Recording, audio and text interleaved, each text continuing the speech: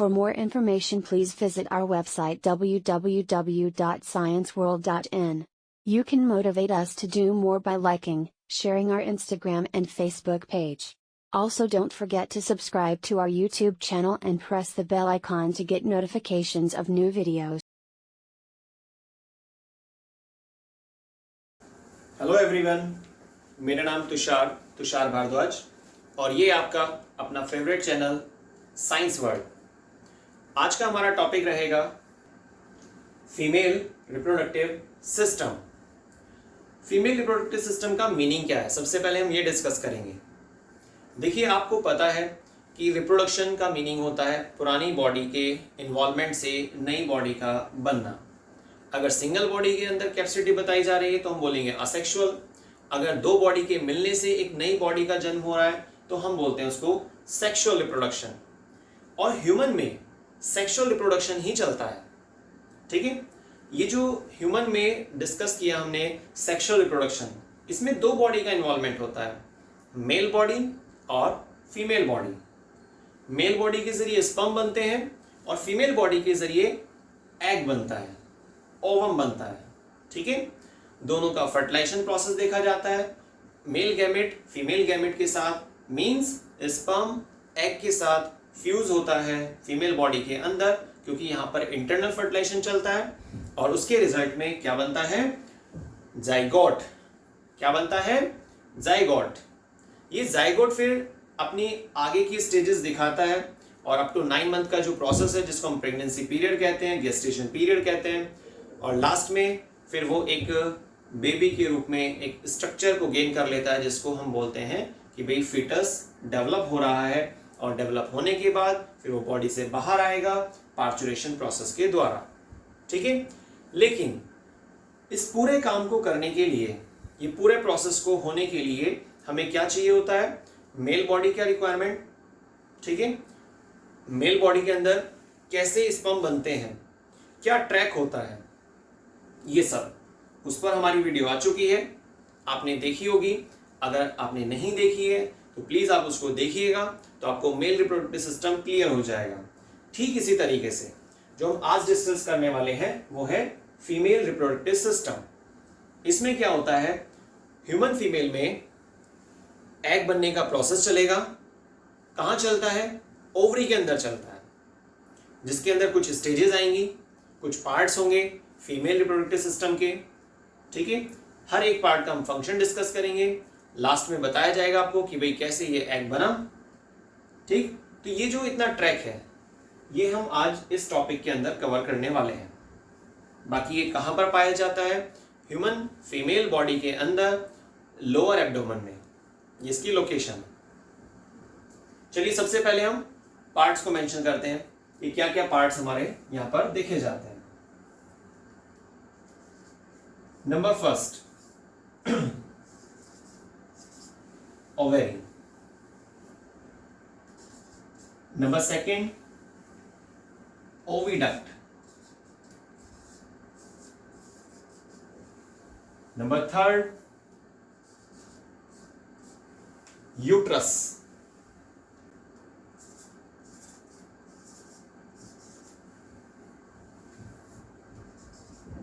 Number four, vagina. और last number 5, vulva. तो ये 5 पार्ट हमारे पास है यहाँ पे जिसको हमें डिस्कस करना होगा। ओवरी, ओविडक्ट, यूट्रस, वेजाइना और वुल्वा, ठीक है। First of all we discuss about ovary. Ovary क्या है, क्या उसकी स्ट्रक्चर होती है। देखिए, ओवरी पेयर में होती हैं, स्मॉल साइज्ड होती हैं, एब्डोमिनल कैविटी के अंदर पाई जाती हैं, ठीक है। ओवरी का काम क्या होता है, क्या फंक्शन है ओवरी का। ओवरी का सबसे पहला काम, 2 फंक्शन होते हैं। नंबर फर्स्ट, एग प्रोड्यूस करना, क्लियर। नंबर सेकंड, एक हार्मोन प्रोड्यूस करना, स्पेशल हार्मोन जिसको हम बोलते हैं एस्ट्रोजन। क्या बोलते हैं इसको, एस्ट्रोजन। ठीक है, इसको आप ई से भी स्टार्ट कर सकते हैं, ओ से भी स्टार्ट कर सकते हैं स्पेलिंग में। तो आपका ये जो एस्ट्रोजन हार्मोन है ये ओवरी से ही रिलीज होता है। हालांकि कुछ हार्मोन और भी हैं जो ओवरी से रिलीज होते हैं। वो क्या है? प्रोजेस्टेरॉन, जिसको प्रेगनेंसी टेस्ट हार्मोन बोला जाता है, और थर्ड नंबर पे रिलैक्सिन। लेकिन मेन हार्मोन कौन सा है जो आपको याद रखना होगा? वो है एस्ट्रोजन। क्लियर? तो अभी हम सबसे पहले एक डायग्राम ड्रॉ करने वाले हैं ओवरी का। देखिएगा ध्यान से।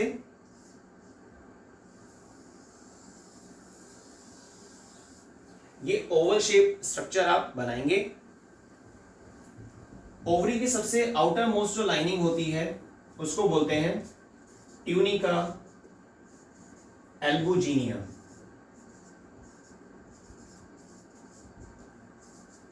Tunica albuginea. ओवरी में कुछ एग नेस्ट पाए जाते हैं। क्या पाए जाते हैं? Egg nest.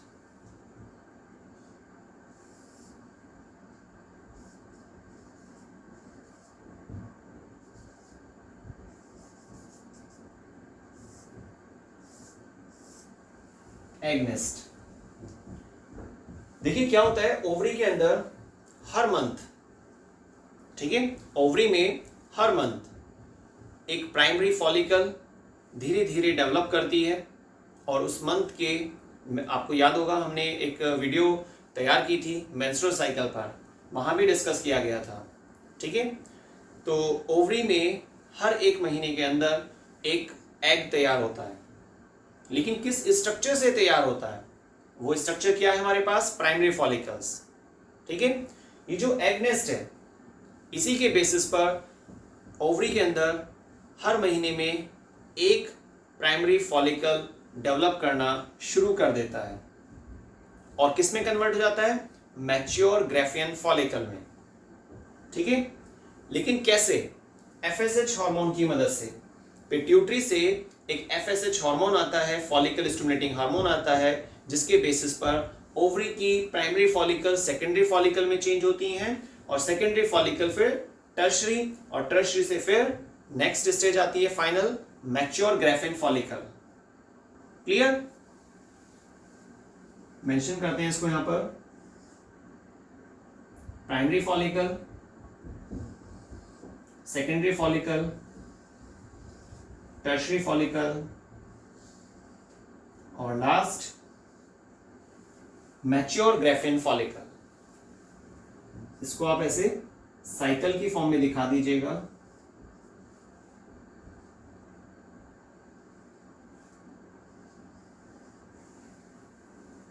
मेंशन कर लेते हैं इसको यहां पर।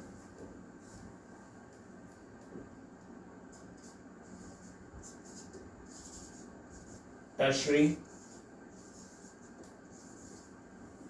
फॉलिकल। क्लियर?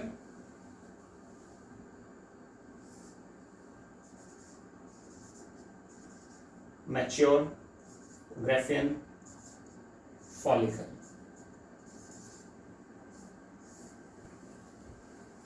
और ये जिसके अंदर स्ट्रक्चर डेवलप हो रही है इसको वैसे क्या बोलते हैं? वैसे तो आपको मालूम है, हम हमेशा या ज़्यादातर आपको सुनने में आता है कि भाई ओवरी एग प्रोड्यूस करती है।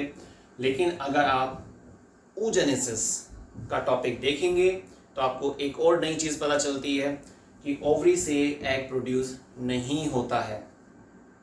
ठीक है, सेकेंडरी oocyte। क्या नाम बोला मैंने? Secondary oocyte। मैं इसको लिख देता हूं यहां पर।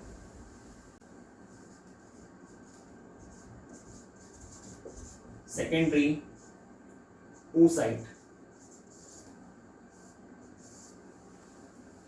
वो आपको oogenesis पर जो हमारी वीडियो आएगी उसको देखने के बाद क्लियर हो पाएगा कि ओवरी के अंदर जो डिविजन्स चलते हैं तो उसमें एक म्यूसिस डिवीजन आता है। ठीक है, आप फिलहाल के लिए मानिए म्यूसिस एक डिवीजन का टाइप है। तो म्यूसिस डिवीजन के द्वारा सेकेंडरी oocyte बनता है। अब सेकेंडरी oocyte जब बन जाएगा तो वो ओवरी से बाहर निकलता है, और ये सेकेंडरी oocyte जिसको एज अ एग बोल देते हैं, पर एग नहीं है। क्लियर बात? सेकेंडरी oocyte फिर कहां पर पहुंचेगा? फीमेल रिप्रोडक्टिव सिस्टम में जो फैलोपियन ट्यूब पाई जाती हैं जिसको हम ओविडक्ट कहते हैं। ठीक है, वहां पर पहुंचेगा और वहां जाकर वेट करेगा स्पर्म के लिए। और अगर स्पर्म आता है तो स्पर्म का एंट्री करना फीमेल रिप्रोडक्टिव सिस्टम के अंदर, ठीक है, वेजाइना के जरिए यूट्रस में पहुंचना, ये एक स्टिमुलस जनरेट करता है और वो स्टिमुलस पहुंचता है सेकेंडरी oocyte के पास जो ओविडक्ट के अंदर इंतजार कर रहा है उसकी, ठीक है। और अगर ऐसा हुआ, अगर स्टिमुलस जनरेट हुआ तो फिर ये सेकेंडरी oocyte चेंज हो जाता है किसमें, एग में, फिर उस एग से वो फर्टिलाइज होता है। लेकिन क्या होता है ना, चीजें धीरे धीरे आपके पास डिटेल में आती हैं, एकदम से सारी चीजें डिटेल में अगर आती हैं तो हमें कंफ्यूजन हो जाता है। इसलिए बच्चों को स्टार्टिंग से यही बताया जाता है कि भाई ओवरी एग प्रोड्यूस करती है, पर एग और सेकेंडरी oocyte में डिफरेंस है। मैंने आपको यहाँ पर समझाने की कोशिश की है, बाकी अभी जब हम एक दूसरा डायग्राम बनाएंगे मैं आपको फिर से एक्सप्लेन करूंगा इसको, ठीक है। तो ओवरी के अंदर ये जो सेल्स हैं जो डेवलप हो रही हैं, इन पर कौन एक्शन करता है, FSH, फॉलिकल स्टिमुलेटिंग हार्मोन। ये हार्मोन प्राइमरी को सेकेंडरी में, फिर टर्शरी, फिर मैच्योर में कन्वर्ट कर देता है। और जब ये मैच्योर हो जाती हैं और यहां से ये सेकेंडरी oocyte बाहर निकल जाएगा, ठीक है, LH हार्मोन की मदद से, तब यहां पर जो स्ट्रक्चर बचती है, ये रप्चर्ड पार्ट होता है, ये सब थोड़ा बहुत कंडेंस हो जाता है, इसको बोलते हैं, क्या बोलेंगे इसको, कॉर्पस ल्यूटियम। क्या बोलते हैं इसको, कॉर्पस ल्यूटियम। क्लियर। तो ओवरी के अंदर से जो सेल्स का डेवलपमेंट हमने पढ़ा है, उस सेल से क्या चीज बाहर निकल कर आई है, सेकेंडरी oocyte। ये बहुत एक डेप्थ का क्वेश्चन है क्योंकि हर कोई बोलता है, आप किससे ट्राई भी कीजिएगा, ठीक है, कि भाई ओवरी क्या प्रोड्यूस करती है, क्या प्रोड्यूस करती है ओवरी, एग प्रोड्यूस करती है, सब यही बोलते हैं, ठीक है। लेकिन होता क्या है, जो सच्चाई है, जो डेप्थ है, ओवरी से सेकेंडरी oocyte निकलता है और इस चीज को बुक से पढ़ने में बड़ा कंफ्यूजन होता है। लेकिन आपको अभी कौन समझा रहा है, Tushar sir, means no confusion, ठीक है, मानकर चलते हैं, समझ में आ जाएगा आपको बाकी। तो मैंने आपको अभी एक्सप्लेन किया कि सेकेंडरी oocyte और एग में क्या डिफरेंस है, क्लियर हो गया होगा आपको। अदरवाइज हमारे पास एक दूसरा तरीका भी है, अभी जब नेक्स्ट आपको एक डायग्राम दिखाया जाएगा तो उससे भी आप उसको क्लियर कर पाएंगे। तो ओवरी के अंदर मैच्योर ग्राफियन फॉलिकल से जब secondary oocyte as a egg बाहर निकल जाता है तो फिर जो इसका मेम्ब्रेनस पार्ट होगा जो बचेगा उसको हम क्या बोलेंगे, कॉर्पस ल्यूटियम, ठीक है। ये कॉर्पस ल्यूटियम जब तक बना रहेगा तब तक एक हार्मोन रिलीज करेगा जिसको बोलते हैं प्रोजेस्टेरॉन। क्या बोलते हैं इसको, प्रोजेस्टेरॉन, ठीक है। इसको प्रेगनेंसी टेस्ट हार्मोन भी कहते हैं। लेकिन ये कॉर्पस ल्यूटियम थोड़े समय के लिए बना होता है, प्रोजेस्टेरॉन भी थोड़े समय के लिए रहेगा और उसके बाद टर्मिनेट हो जाएगा। पर ऐसा मैंने क्यों बोला थोड़े समय के लिए, क्योंकि अगर फर्टिलाइजेशन का प्रोसेस स्टार्ट नहीं हो पाया इसीलिए, ठीक है। क्योंकि हर एक साइकिल जो होती है 28 डेज की होती है, जिसे हम एवरेज में बोल देते हैं। जैसे मैंने खुद भी बोला स्टार्टिंग में कि ओवरी हर मंथ, हर महीने एक एग की डेवलपमेंट की तैयारी करती है एज अ एग, ठीक है, सेकेंड oocyte एक्चुअल में। तो ये थोड़े समय के लिए बना रहेगा। लेकिन अगर फर्टिलाइजेशन हो गया है, मानकर चलिए कि ओवरी से सेकेंडरी oocyte वगैरह निकला और स्टिमुलस वगैरह के बेस मतलब स्पर्म की एंट्री हुई और फर्टिलाइजेशन हो गया, तो वहां पर क्या बन जाएगा, जाइगोट बन जाएगा। और अगर जाइगोट बना तो अब प्रोसेस 28 डेज का नहीं है, अब प्रोसेस 1 मंथ का नहीं है, अब प्रोसेस चलने वाला है 9 मंथ के लिए। कब तक चलेगा, 9 महीने के लिए, अप टू 9 मंथ, ठीक है। तो ऐसी स्थिति में क्या होता है, सिग्नलिंग के बेसिस पर ओवरी के अंदर जो कॉर्पस ल्यूटियम जो थोड़े समय बाद डिजेनरेट होने वाला था, खत्म होने वाला था, नष्ट होने वाला था, वो अब नष्ट नहीं होगा, वो डैमेज नहीं होगा। वो परमानेंट एक एग्जैक्ट शेप ले लेगा, एक हार्डनेस मेंटेन कर लेगा और ये लास्ट तक बना रहेगा। ठीक है, प्रेगनेंसी पीरियड के लास्ट तक बना रहेगा और जब तक ये बना रहेगा तब तक प्रोजेस्टेरोन हार्मोन भी निकलेगा और इसीलिए कहा जाता है कि फर्टिलाइजेशन या मेंस्ट्रुअल साइकिल का स्टॉपेज हो जाएगा और एक नई साइकिल स्टार्ट हो जाएगी। क्या बोलेंगे उसको? Pregnancy period, gestation period. ठीक है, इस हार्मोन को ही यूरिन सैंपल में चेक किया जाता है एज अ टेस्ट किट के बेसिस पर। ठीक है, यही वो हार्मोन है प्रोजेस्टेरोन जिसको टेस्ट किया जाता है यूरिन में टेस्ट किट के आधार पर, उसकी मदद से कि भाई अगर ये हार्मोन एक पर्टिकुलर फॉर्म में पाया जा रहा है, एक एग्जैक्ट कंसंट्रेशन में पाया जा रहा है, इसका मतलब प्रेगनेंसी स्टार्ट हो चुकी है। ये मत सोचिए कौन सा टेंस आ रहा है।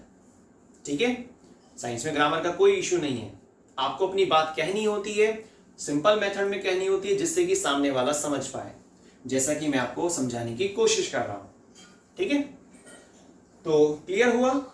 अब 9 मंथ तक बना रहे या शॉर्ट ड्यूरेशन के लिए बना रहे, ये किस पे डिपेंड करता है? फर्टिलाइजेशन हुआ है या फर्टिलाइजेशन नहीं हुआ है। तो मानकर चलते हैं फर्टिलाइजेशन नहीं हुआ है, तो ये थोड़े समय में ही क्या होगा? डिजेनरेट हो जाएगा और डिजेनरेट होने के बाद ये फाइनली ऐसे कंडेंस हो जाता है और इसको क्या बोलते हैं? कॉर्पस एल्बिकैन।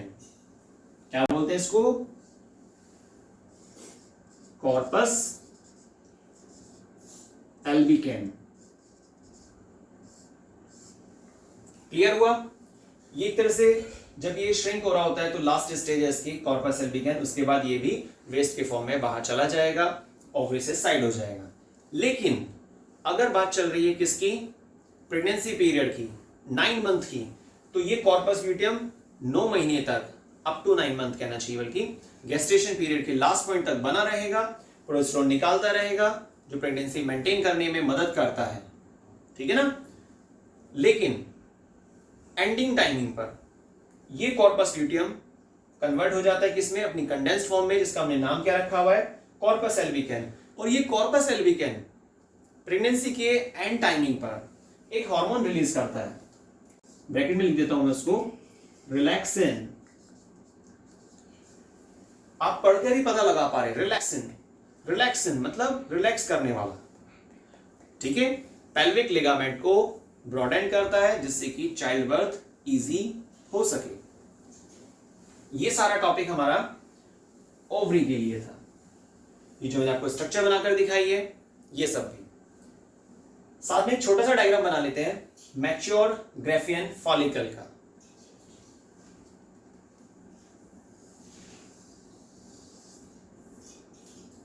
इसमें आप ऐसे कुछ लेयर्स दिखा देंगे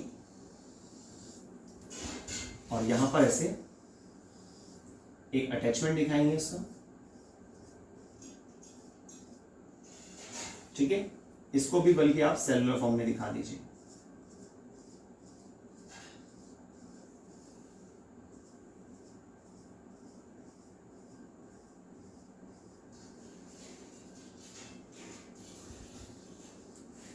क्लियर?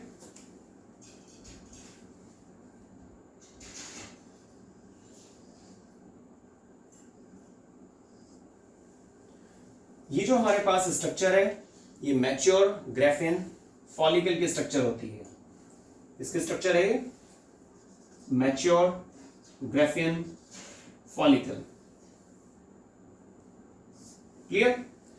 यहां पर आप 3 नाम जरूर याद रखेंगे, मैं शॉर्ट में लिख रहा हूं, लेकिन ये सारा मटेरियल आपको हमारी वेबसाइट www.thescienceworld.in वहां पर आसानी से आप इसे एक्सेस कर पाएंगे। अलग अलग फोल्डर्स हमने बनाए हुए हैं वहां पर, तो आपको 12th क्लास के नोट्स वाले सेक्शन में जाना है या फिर आप सर्च भी कर सकते हैं चैप्टर के नाम से, ह्यूमन रिप्रोडक्शन के नाम से, और वहां पर आपको फुल डिटेल मिलेगी, रिटर्न मटेरियल मिलेगा, क्योंकि एक्सप्लेनेशन बेस्ट होता है चीज़ों को समझने के लिए। लेकिन एग्जाम में आपको एक्सप्लेनेशन ओरली नहीं देनी है, आपको रिटर्न में देना है। क्लियर? पर फर्स्ट ऑफ ऑल आप क्या डिस्कस करेंगे कि भाई कैसे कैसे होता है, क्या क्या होता है, इसकी प्रैक्टिस करेंगे। और नेक्स्ट राउंड आपका होगा रीडिंग कर रहा हूं। नोट्स में अगर आपको कोई भी वर्ड समझ में नहीं आता है, कोई लाइन में इशू लगता है, तो आप प्लीज मेरे को कमेंट कीजिएगा, और वीडियो अच्छी लग रही है तो भी आप कमेंट कीजिएगा, सब्सक्राइब भी कर दीजिएगा, ठीक है।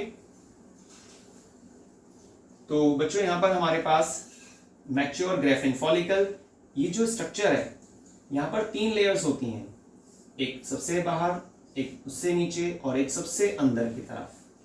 क्या नाम है इसके, मैं शॉर्ट में लिख देता हूं यहां पर, कोरोना रेडिएटा, जोना पेल्यूसिडा, सड़ा नहीं, पेल्यूसिडा, थोड़ा अजीब सा नाम है, विटेलाइन मेम्ब्रेन। क्लियर, ये 3 लेयर होते हैं, पर किसकी लेयर है ये जो आपको यहां पर सेंटर में दिखाई दे रहा है ऐसे सर्कुलर फॉर्म, ये है एग। क्या है ये, एग। वही पहली वाली बात, एज अ एग, लेकिन सेकेंडरी oocyte। क्लियर, तो ये आपने इसको ड्रॉ कर लिया होगा, या फिर आप बाद में ड्रॉ कीजिएगा, वो ज्यादा अच्छा ऑप्शन है। पहले आपको वीडियो को ध्यान से देखना है। लास्ट में डिस्कस किया ओवरी के बारे में। हमारे पास 5 अलग अलग पॉइंट्स बने हैं, जिसमें हमने फर्स्ट पॉइंट जो जरूरी था सबसे पहले हमने उसको डिस्कस किया, ओवरी को। लेकिन बाकी के जो पॉइंट्स हैं उनको कवर करने के लिए हमें एक डायग्राम ड्रॉ करना होगा फीमेल रिप्रोडक्टिव सिस्टम का, ठीक है।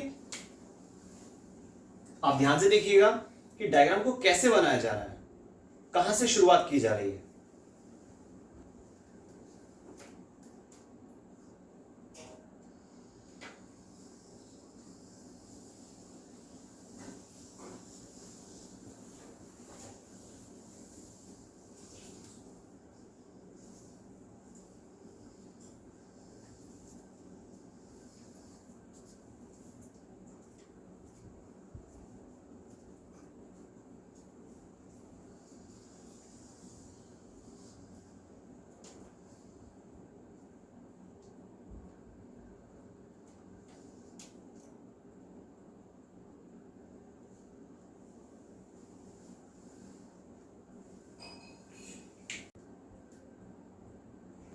ध्यान से देखिएगा बच्चों, मैं पूरी कोशिश करूंगा कि सिंपल से सिंपल डायग्राम बने और मैक्सिमम उसमें एक्सप्लेनेशन हो।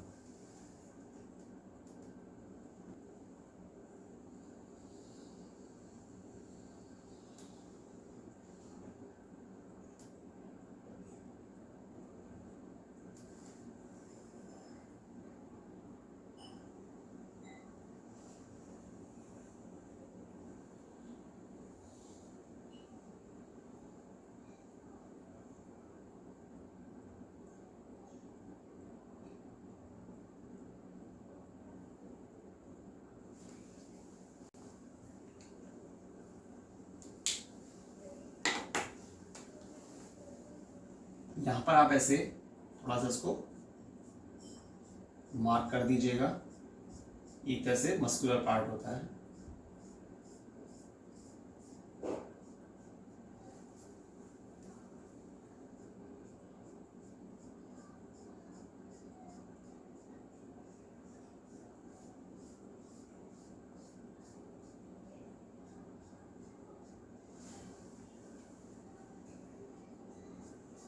ठीक है, फीमेल रिप्रोडक्टिव सिस्टम के 2 मेन फंक्शन होते हैं, बता सकते हैं आप, सोच सकते हैं,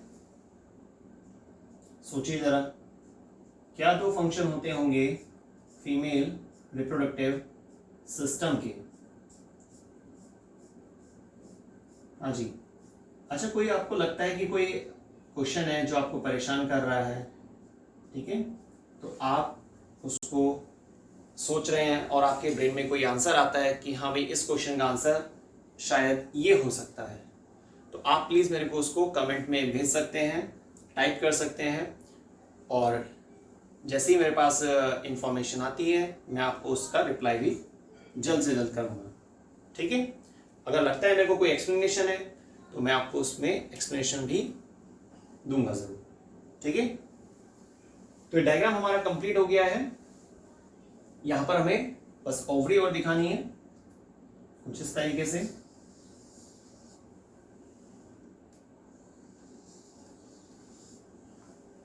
दो ओवरी होती हैं। ये फ्रंट व्यू डायग्राम है, क्लियर। अब हमारे पास, चलिए पहले लेबलिंग कर लेते हैं, उसको लेबल करना जरूरी है डायग्राम को।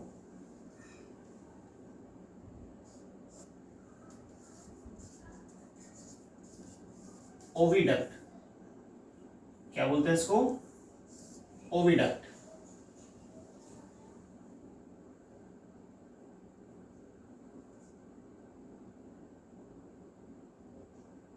इसको यहां पर मेंशन कर देते हैं। फिमराइल,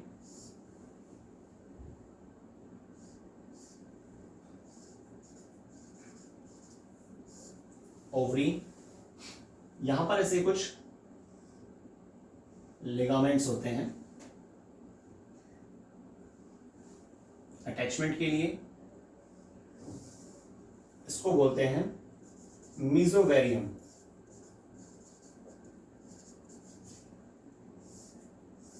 क्या नाम देंगे आप इसको? मीजोवेरियम।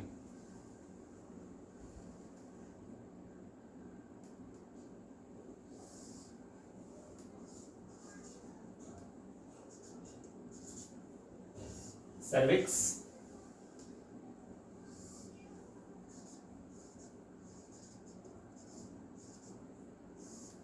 वजाइना, ठीक है।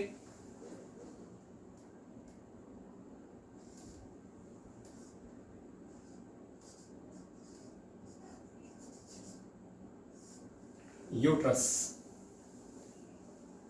क्लियर। बाकी आप फेलोपियन ट्यूब जो होती है ओविडक्ट, इसके अंदर भी पार्ट कर सकते हैं, एम्पुला, इस्थमस और uterine part.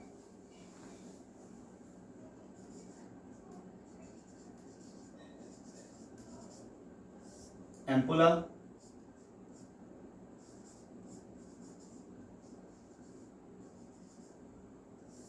Isthmus,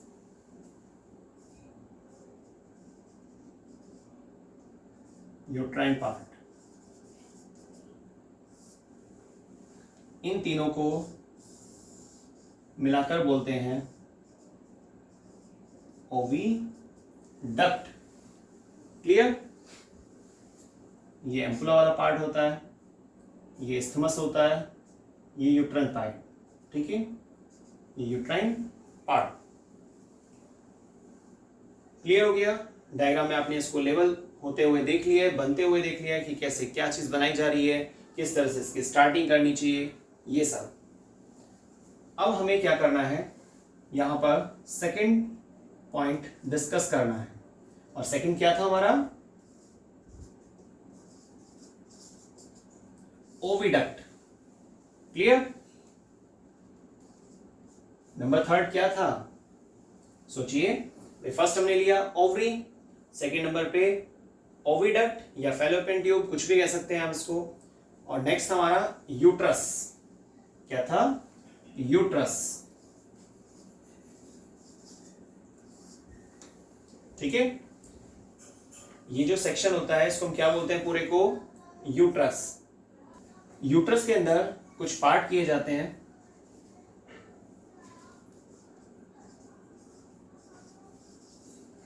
funds, body और सर्विक्स। तो ये तीन पार्ट बनते हैं हमारे यूट्रस के अंदर।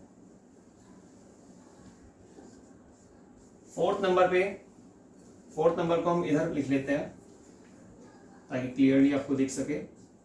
फोर्थ नंबर पे हम डिस्कस करेंगे वेजाइना। क्या नाम डिस्कस करेंगे? वेजाइना।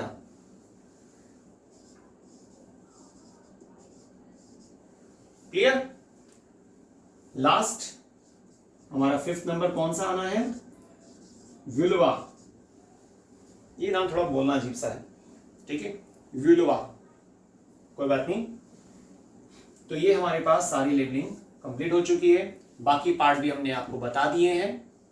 फर्स्ट पार्ट हमने नहीं लिखा क्योंकि फर्स्ट पार्ट हम पहले ही समझ चुके हैं, ठीक है। डायग्राम की वजह से मुझे ये ऊपर से हटाने पड़े नाम, और यहां पर मैंने साइड में डाल दिया है। चलिए स्टार्ट करते हैं सेकेंड। ओविडक्ट। क्या है ओविडक्ट? ओविडक्ट एक सेम वही चीज होती है जो ओवरी के अंदर बनने वाले एग को, मींस एक्चुअल में सेकेंडरी oocyte को अपने अंदर तक लाती है। पर कैसे लाती है? क्या चीज है? क्या कोई हाथ पैर है उसके पास? तो आंसर है यस।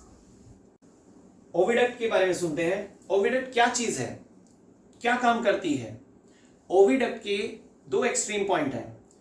वन एक्सट्रीम एंड पर पाया जाता है फिम्ब्राई, फिंगर लाइक प्रोजेक्शन, जो ओवरी से निकलने वाले सेकेंडरी oocyte को कैप्चर करता है और अपने अंदर ले लेता है। मींस ओविडक्ट के अंदर एग मतलब एक्चुअल में सेकेंडरी oocyte वो एंटर कर जाता है। ठीक है, तो इसको बोलते हैं फिम्ब्राई। उधर मेंशन किया हुआ है।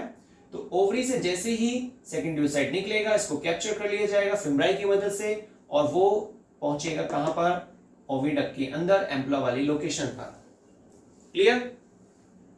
ओविडक्ट के अंदर सीलिया पाए जाते हैं। सीलिया मदद करते हैं एग को एक से दूसरी लोकेशन तक पहुंचने में, क्योंकि एग के पास टेल नहीं है, स्पर्म के पास टेल होती है।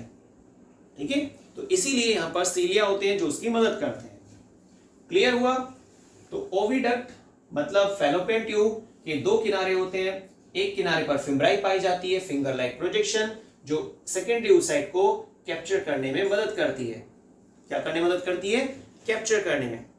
ये हिप्नोटाइज नहीं कर रहा हूं मैं आपको समझा रहा हूं फिंगर लाइक प्रोजेक्शन के जरिए कि भाई ऐसे वो मूवमेंट कर रहा है और अंदर ले लेता है। किसको अंदर ले लेता है? Secondary oocyte।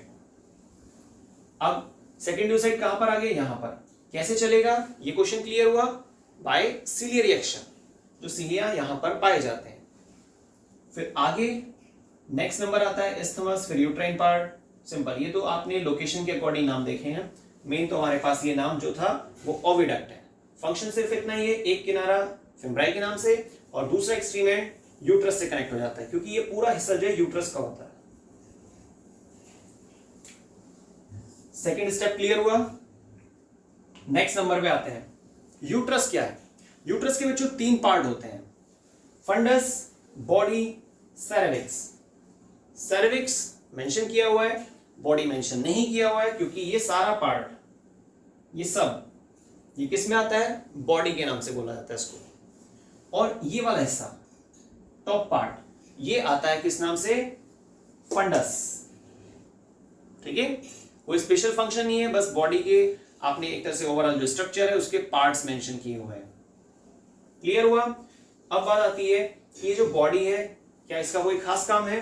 यहां पर क्या होता है ना, ये जो ग्रीन कलर से मैंने मार्क किया है, देखिए दो ग्रीन लाइन चल रही हैं। इन दोनों ग्रीन लाइन के बीच में जो गैप आ रहा है, ये क्या चीज है? एक खाली जगह जो कम ज्यादा हो सकती है, क्योंकि मस्कुलर लाइनिंग होती है। इसीलिए ये जो यूट्राइन पार्ट है ये ऐसे बढ़ जाता है जब जाइगोट बनेगा या आगे गेस्टेशन पीरियड का प्रोसेस कंटिन्यू होता है।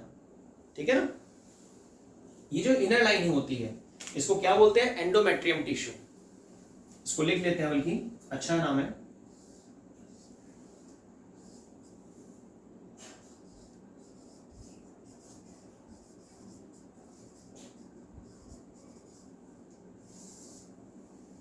ठीक है, इंटरनल वाले को बोलते हैं एंडोमेट्रियम। हालांकि उसके इधर की साइड मिडिल सेक्शन में मायोमेट्रियम, बाहर की तरफ बाउंड्री लाइन पर पेरीमेट्रियम। ठीक है, तो बॉडी मींस ये वाला हिस्सा, ये वो प्लेस है जहां पर जाइगोट अटैच होगा। जिस दिन जाइगोट बनता है, जिस दिन फर्टिलाइजेशन होता है, उससे ठीक 8वें दिन, उससे ठीक 8वें दिन वो अटैच होता है, इम्प्लांटेशन होता है। तब जाइगोट नहीं बोलते। एक्चुअल नाम क्या होता है कि जाइगोट जो है वो क्लीवेज दिखाता है और मल्टीपल सेल्स बनती हैं और उसके बाद फिर वो वहां पर अटैच हो जाता है। लेकिन याद रखिएगा, जिस दिन फर्टिलाइजेशन हुआ उससे ठीक 8वें दिन, 8th डे, ठीक है, फ्रॉम फर्टिलाइजेशन डे। क्लियर? तो ये आपने समझ लिया है कि फंडस क्या है, बॉडी क्या काम करती है। बॉडी मींस ये वाला हिस्सा है ना। सर्विक्स क्या होता है? एक ये जो पॉइंट आपको दिखाई दे रहा है ना, ये पूरा, ये फुल आपका एरिया सर्विक्स के नाम से जाना जाता है। सर्विक्स में दो ओपनिंग होती है, ये स्मॉल डक्ट होती है। इनर जो ओपनिंग है उसको हम क्या बोलते हैं? इंटरनल ओरिफिस, ओएस लिख देते हैं बल्कि इसको। और ये जो डक्ट है इसका दूसरा हिस्सा जो बाहर की तरफ है उसको क्या बोलते हैं? External OS, external orifice.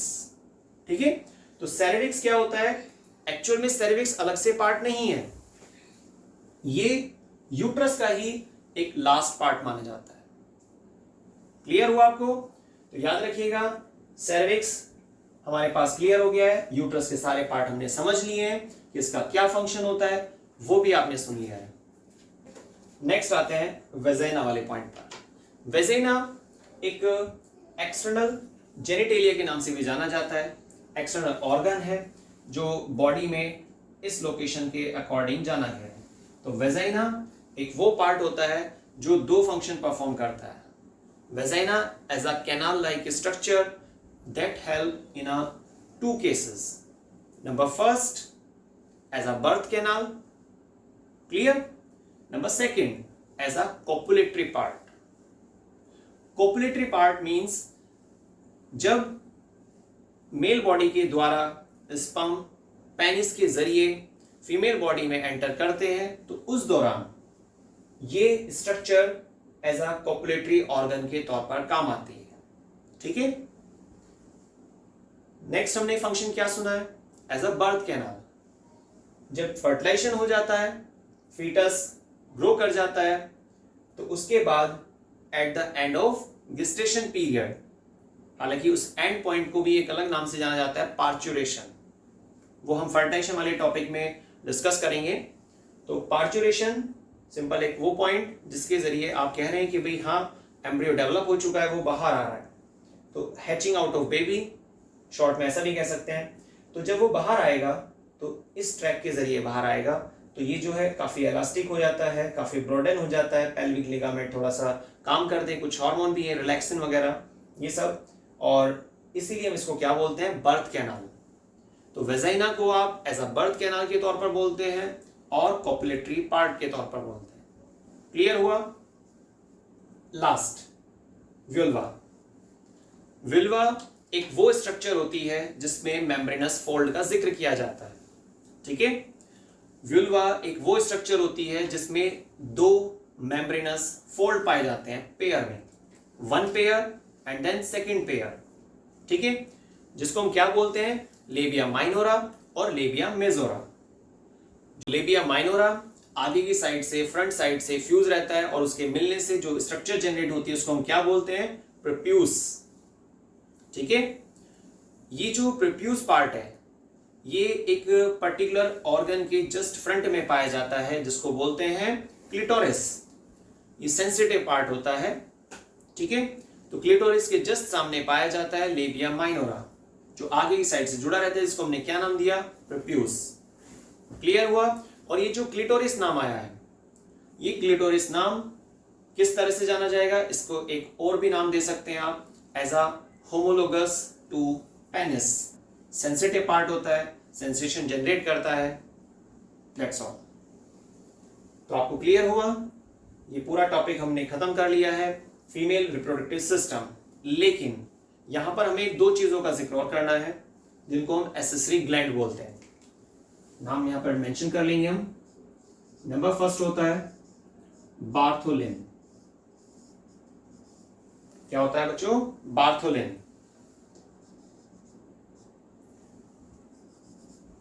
Second पे आप बोल सकते हैं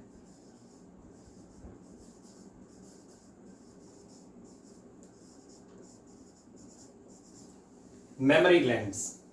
ठीक है, ये बार्थोलिन जो होता है ये भी पेयर में होता है। बार्थोलिन जो ग्लैंड पाया जाता है ये भी पेयर में है और माइनोरा के नियर बाय आपको मिलता है ये।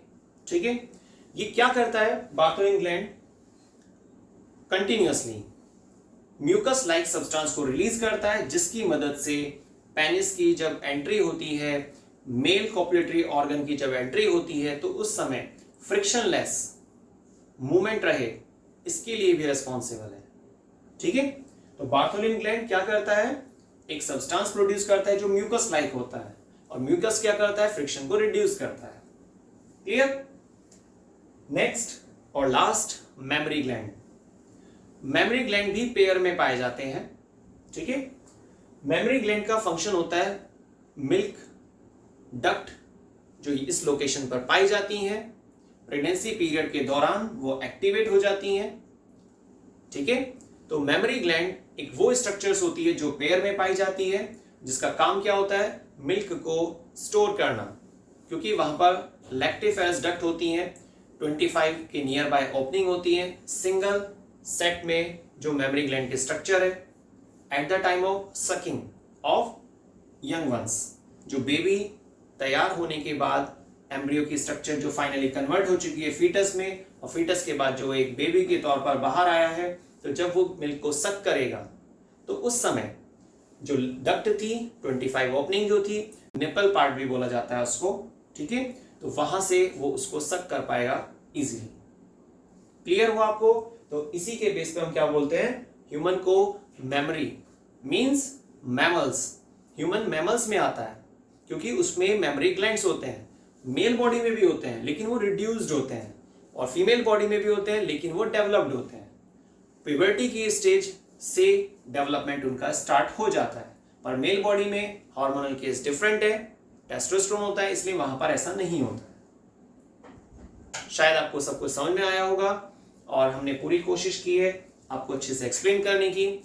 और अगर आपको कोई किसी भी टॉपिक में डाउट लगता है तो प्लीज आप हमें कमेंट कर सकते हैं, और अगर आपको लगता है कि हाँ भाई वीडियो बहुत अच्छी लगी तो प्लीज कमेंट में जरूर लिखिएगा क्या चीज आपको अच्छी लगी है, जिससे कि हमें मोटिवेशन मिल सके और हम वीडियो को सभी क्वालिटी को और भी उसको अपग्रेड कर पाए, ठीक है। और एक चीज और याद रखिएगा, सब्सक्राइब कीजिएगा, लाइक कीजिएगा, शेयर कीजिएगा, बेल आइकन को प्रेस कीजिएगा